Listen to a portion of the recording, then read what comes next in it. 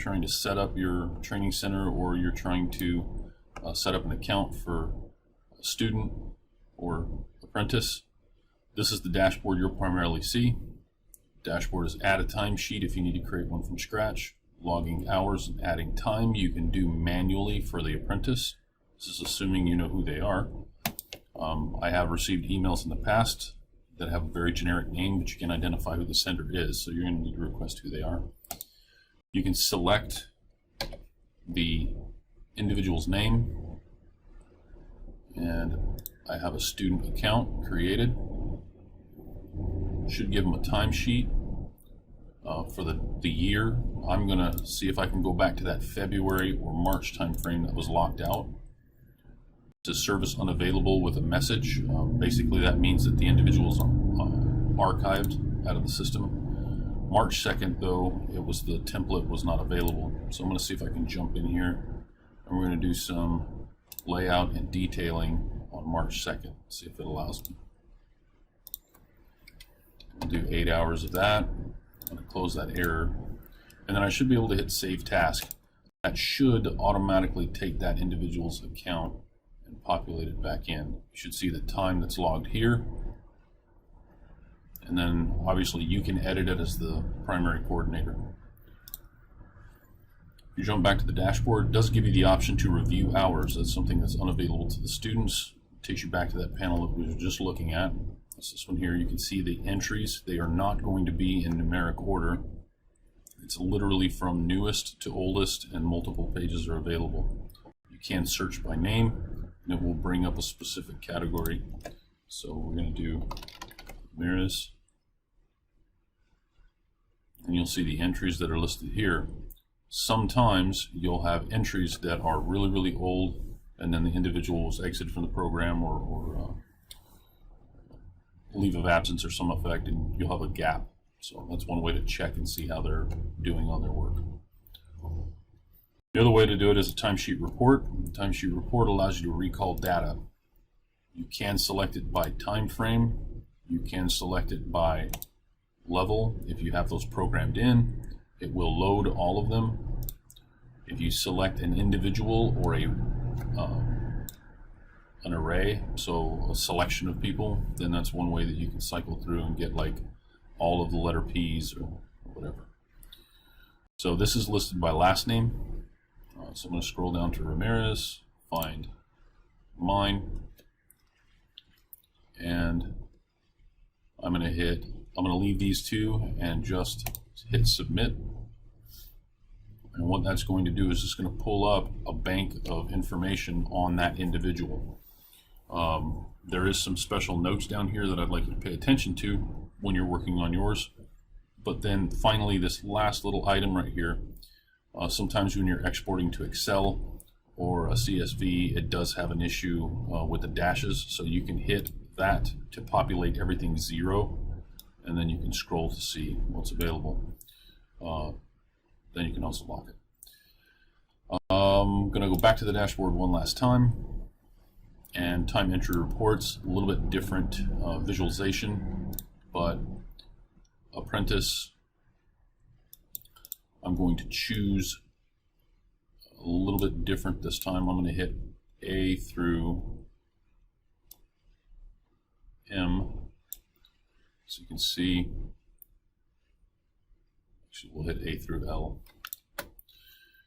And we're going to go a time frame. Now it says 180 days between the start and the end date, so you do need to keep the category going.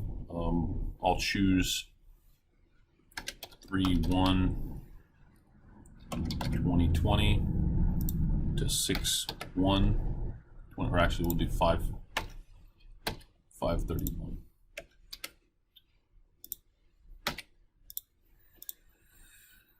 And then we're going to hit submit.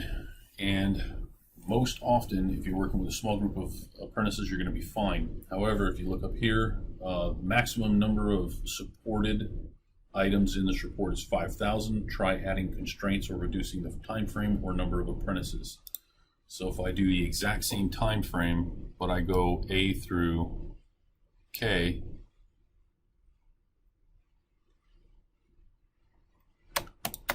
and run that report, It's going to give me that same error. Let's try A through H. And you'll have to get the idea in your own head for how many students you can run at one time. Still an error. So let's go A through F.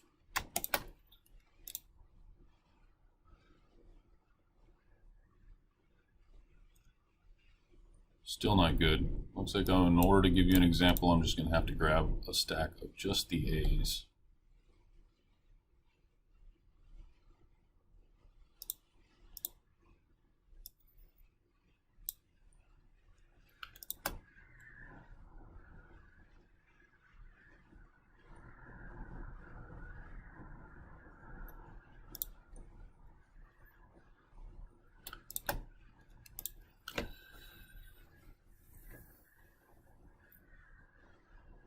Right. So the report's going to look something like this when you have multiple students selected. You're going to get the months, and then you can cycle through the months that you had selected in your time range. Again, any dashes can be toggled to zeros if you choose this one. On the far right-hand side, you're going to see a total column. When you're looking at that one, you will have the ability to distinguish between the students that are entering their times and those that are not. If you have an individual that has a tendency of forgetting, you can kind of isolate just those people in an Excel spreadsheet when you export it. You can export with notes to Excel, and you can also export to Excel. If you do the one with notes, it's going to be a much larger file and a lot more aggregate data. That's essentially the dashboard. One other thing I want to cover is the user apprentice method.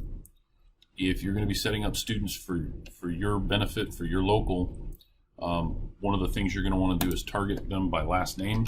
So you can target the last name or just type it in. It will sort and find just the people with the last name or the first name, whatever you chose. If there is not a person of that name, you can hit add a new apprentice. I'll show you what that looks like when it pops up.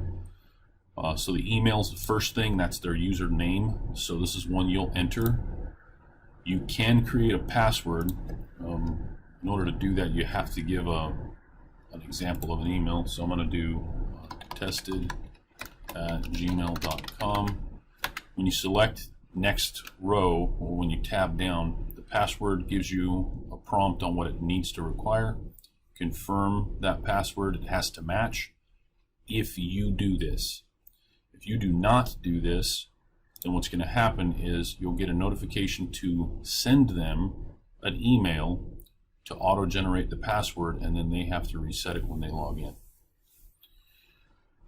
Then you enter their first name, middle name, last name, their address. Second line is for any unit number or apartment number that they might have. City, state, and zip, and then their phone number. I do recommend that you keep the phone numbers the same style each time you enter them. So if you have multiple people entering it, keep it standard. And then whether they're a fitter, HVAC service, plumber, whatever, if you have only one type in your trade or in your local, then it's going to be pretty easy. When you hit create new account, it'll go back to that main screen here. It should allow you to go back to that list, that sorted list, and see the new one that you've created. You can then go back into it, and you can resend them credentials if they did not receive an email with their password. So again, if you created their account, did not create a password, you can re-enter their account and resend them credentials, and it will send them a notification via email to reset their password or create a new one in this case. You have a status that can be blocked, and you have groups that are then available once you've created their account the first time. If you have multiples, we choose to keep ours tracked if they've been exited. We also choose to track when they become an applicant versus when they're becoming an apprentice, or when they're a pre-apprentice versus when they've been initiated. That's about it. There is a support function with contact, frequently asked questions, and video tutorials. Not sure if those are available and updated yet, but if you do log in, they should be available there. Thank you.